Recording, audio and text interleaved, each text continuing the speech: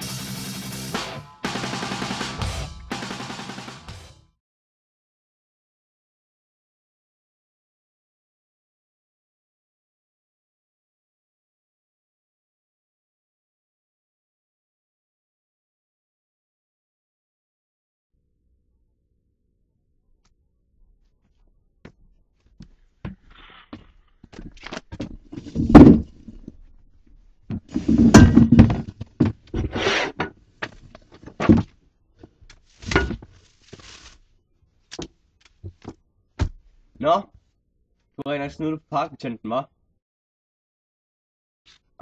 Nu er ikke så hård. Prøv her, Jesper. Hvis du fortæller os sandheden, kan det være, at vi giver dig en mildere straf. Jamen ja. Hold nu kæft. Min dag er allerede gået af lort. Du ser det kamera derovre. Vi fucking filmer dig. Vi filmer fucking alle. Danmark er verdens største filmorganisation.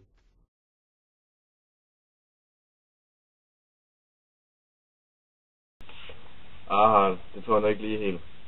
Hold nu kæft, bro. Prøv at komme med mig.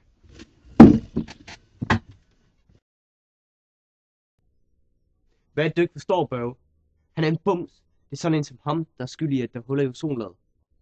Ja, okay, hvis du siger det, har du.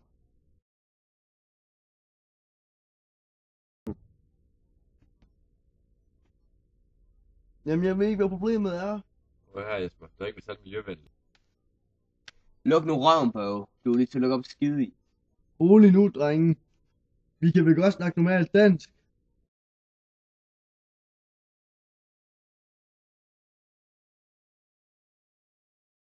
Se nu for fanden, bro. Nu er missionen ved at fejle. Det er kode rød, gul, blå eller pink. Nej, bro. Ikke pink. Ikke pink, bro. Slap ned i, bro. Nu synes jeg, vi skal tage noget kaffe og noget kage. Og så skal vi snakke normalt dansk. Du ved udmærket godt, at det er kaffe, der forurener luften. Og så lugter det af helvede til. Men hvis du gerne vil ødelægge hele menneskeheden, så gør du bare det, bro.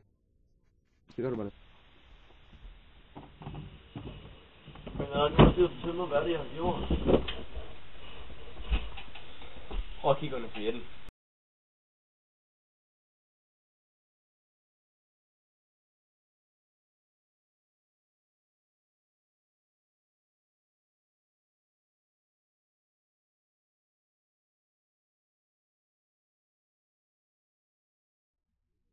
Hvad tænker du? Sagde den lyse grønne frø en dag. Sagde den lyse grønne frø. Sagde den lyse grønne frø. Og øjnene blinkede.